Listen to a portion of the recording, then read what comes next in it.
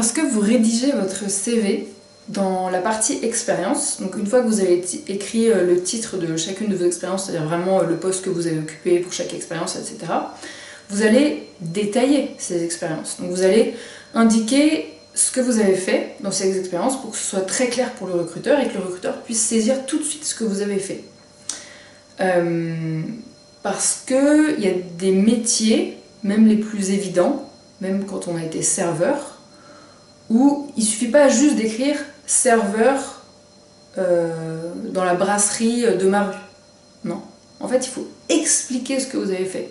Parce qu'en fait, chaque serveur a eu des tâches, évidemment, pour la plupart similaires, mais également des tâches différentes. Alors, là, le type d'exemple que je peux vous donner, ça va être pour différents métiers. Ça peut être en termes de tâches, la prospection commerciale, ça peut être la gestion d'une équipe de 3 personnes par exemple. Ça peut être le reporting hebdomadaire à votre hiérarchie ou à vos clients. Ça peut être l'accueil des clients, etc., etc. Bref, il va vraiment falloir dans vos expériences détailler vos expériences et que l'on comprenne ce que vous avez fait. Sauf que, règle numéro 1, on ne rédige pas. Il ne faut surtout pas que vous écriviez dans votre CV « Je me suis occupé de telle mission, j'ai géré telle mission, j'ai eu en charge telle mission, j'ai réussi à... » On ne veut surtout pas de sujet, verbe, complément. Surtout pas. Surtout pas. Ce qu'il nous faut, c'est... en général, ça va être des noms communs. C'est pour ça que je vous donnais les exemples de prospection commerciale, gestion d'une mission, reporting hebdomadaire. À chaque fois, ce sont des noms communs. Ça indique ce que vous avez fait. C'est en fait des mots-clés. Ce sont des mots-clés qui vont résonner dans l'esprit du recruteur, qui vont être très clairs. Comme ça va lui permettre de comprendre tout de suite ce que vous avez fait. C'est hyper concret. Maintenant, parfois vous vous dites « Ouais, mais j'ai fait un métier, il est quand même plutôt simple à comprendre. Qu'est-ce que je dois mettre pour expliquer les tâches que j'ai effectuées en fait? Qu'est-ce que je dois bien pouvoir mettre ?» Donc parfois vous êtes en manque d'inspiration, vous ne savez pas vraiment quoi écrire, il y a des choses qui vous paraissent tellement évidentes que vous les oubliez, vous y pensez même pas en fait.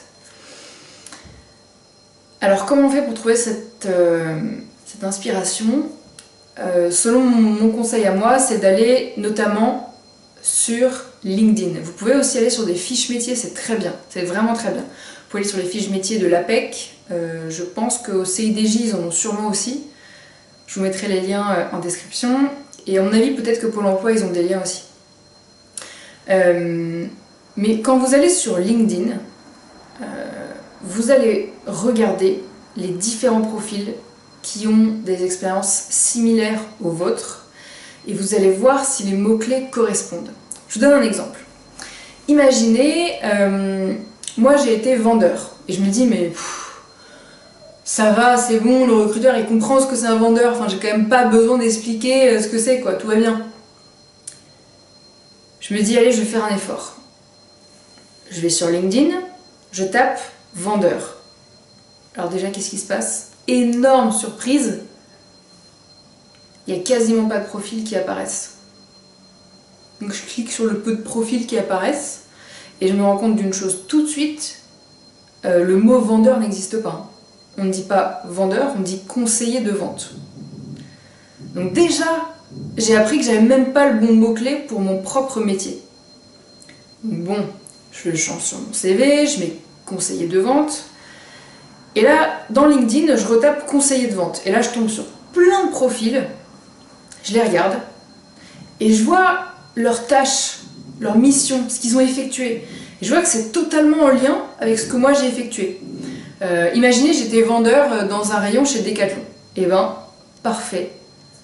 Je vais m'inspirer de plein de tâches et de missions que je vois sur différents profils et qui correspondent à ce que j'ai fait. Alors ça peut être l'affectation du rayon natation chez Decathlon. On m'a affecté un rayon. On m'a nommé pour un rayon spécifique que je devais gérer. C'est très clair, c'est précis, super. Ça peut être gestion des stocks du rayon. Ça peut être rangement des produits, de la marchandise dans le rayon. Ça peut être organisation ou co-organisation des promotions. Des petites promos de réduction sur différents articles du rayon. Ça peut être accueil de la clientèle. Ça vous paraît évident, mais en fait, il faut le mettre. Accueil de la clientèle. Gestion des commandes de la clientèle. Imaginez, il y a un article qui n'est plus disponible dans le rayon. Et bien vous allez le commander pour le client. Donc vous gérez ce type de demande. Et ça peut être augmentation du chiffre d'affaires du rayon. Et indiquer à combien de pourcents vous avez augmenté le chiffre d'affaires. Bref, tout ça, ça paraît des tâches tellement banales. On se dit bah oui, bah ça paraît évident, en même temps t'étais vendeur, donc voilà. Sauf qu'en fait, il faut le mettre sur notre CV, il faut vraiment expliquer, détailler ce qu'on a fait. Et si vous n'avez pas l'inspiration, il suffit de regarder les fiches métiers et les profils LinkedIn qui sont vraiment similaires aux vôtres. Donc voilà, ça c'était vraiment l'astuce du moment. Je vais revenir par la suite avec d'autres vidéos pour vous expliquer notamment un élément clé qu'il ne faut surtout pas oublier quand on parle des expériences sur le CV. Donc faites bien attention aux prochaines vidéos qui vont apparaître. Si vous avez des questions, n'hésitez pas à regarder dans la description, vous aurez le lien de mon blog et donc vous pourrez me poser toutes les questions que vous voulez. Moi vraiment je suis là pour ça, je suis là pour vous aider. Et j'illustre en général à chaque fois, chaque vidéo par un article. Donc vous aurez